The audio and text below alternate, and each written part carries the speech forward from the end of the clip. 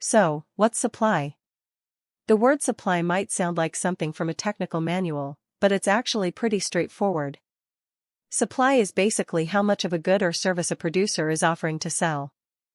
It's all about supply, how many people are making the product, how much they're making, and how much they want to sell it for. Let's look at some simpler examples. The number of eggs in a grocery store is a sign of supply. The number of taxis at a taxi rank is a measure of supply. A football stadium has 50,000 seats. So, like, a city's water, a country's electricity, a store's chocolate stock, they're all examples of supply, right? Supply basically just means how available a product is in the market. So why does supply go up or down? To get your head around this, let's look at it a bit more closely. Why does supply increase? There are a few reasons why supply might go up. Here are the simplest ones, explained with everyday examples. When production costs fall, supply increases. Picture a farmer. This year, fertilizer is cheaper than it was last year. And the irrigation costs are lower, too. Fuel is cheaper, too. What happens then? The farmer wants to plant more because it's now more profitable. If we're producing more, there'll be more goods on the market, and the supply will go up. When technology gets better, supply goes up. Years ago, a manual weaving machine could produce 50 meters of fabric a day. Nowadays, an automated machine can produce 5,000 meters. If you can get more out of the same amount of work, you'll have more supply. When producers are doing well, supply goes up. If a product sells well and demand is high, producers will try to make more of it. This is the same everywhere. When mobile games start making money, hundreds of new ones pop up. When electric cars become all the rage, every brand will start making electric models. When people start buying protein powder, loads of new brands come onto the market. If there's profit, supply grows. So, why does supply go down? It's something we see all the time in real life, supply decreasing. Things that just happen in nature. Droughts can reduce how much food is produced. An earthquake can damage factories. Demand is basically how much people want to buy a good or service. For example, if people want to buy bread, then there's demand for it. If public transport is really busy, then demand is high. If people are queuing up to buy a new iPhone, then there's clearly demand. If a coffee shop is always packed, then people obviously want it. Demand is basically what consumers want, and how much they can afford to buy. Demand isn't just about wanting. If you want something, if you've got the money to buy it, and if you can buy it, then that's what we call demand. So, demand is a pretty sensitive thing, and it's heavily influenced by human psychology. Why does demand increase? If a product becomes popular, demand goes up. When something becomes trendy, everyone wants it. Here are some examples. Air fryers became all the rage, and everyone was rushing out to buy them. Fidget spinners were all the rage for a bit. The more popular something is, the more demand there is for it. When people are earning more, they're going to want more of everything, right? If someone earns more, they'll spend more.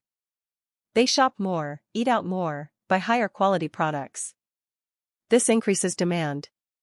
When prices fall, demand goes up. Everyone rushes to buy discounted items. Black Friday is a great example of this. People often buy things they don't even need just because the price has dropped. So, why does demand go down? When a product becomes more expensive. If prices go up, fewer people will buy the product. Here's a simple example.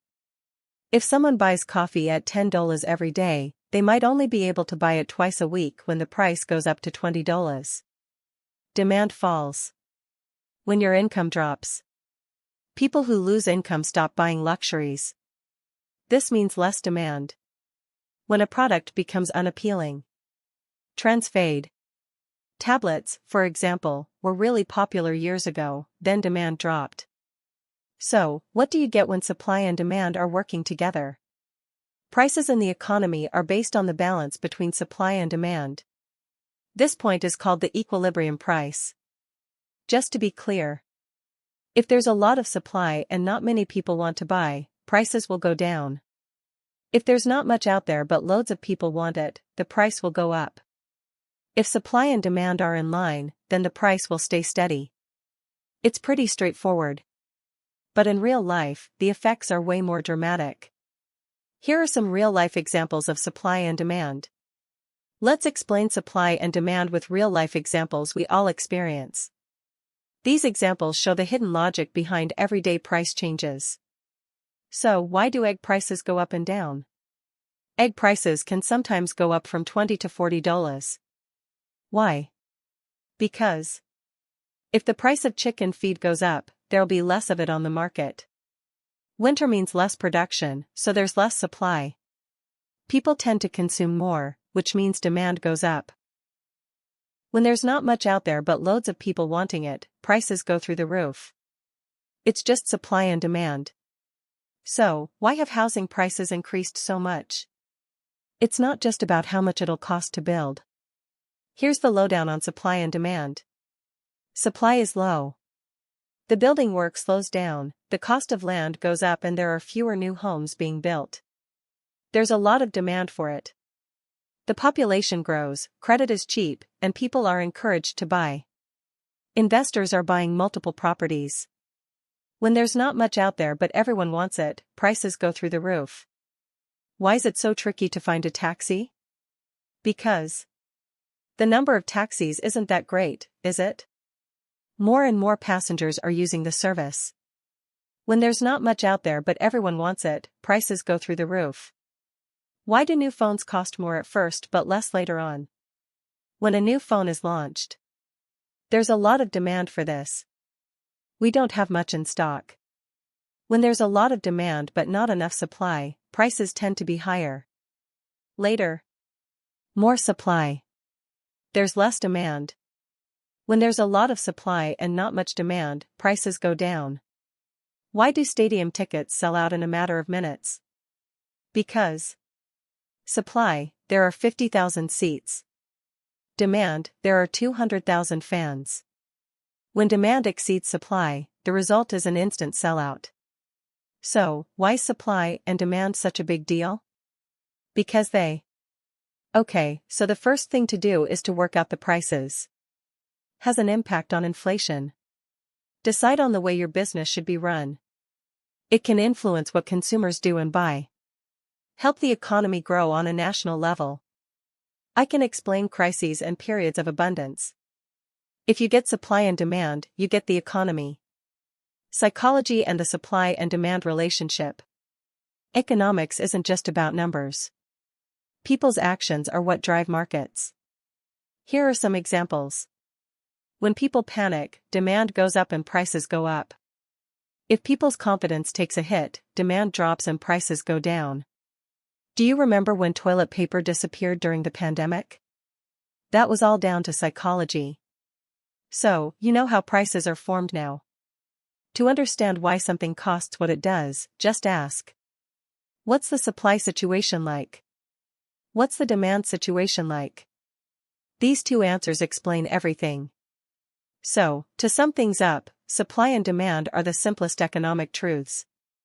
The economy might seem complicated, but it's pretty straightforward at its core. When there's plenty of something, it becomes cheap. When there's not much of something around, it goes up in price. When loads of people want something, the price goes up. That's all there is to it. If you want to understand inflation, price hikes, crises, discounts, opportunities and economic news, you need to understand supply and demand.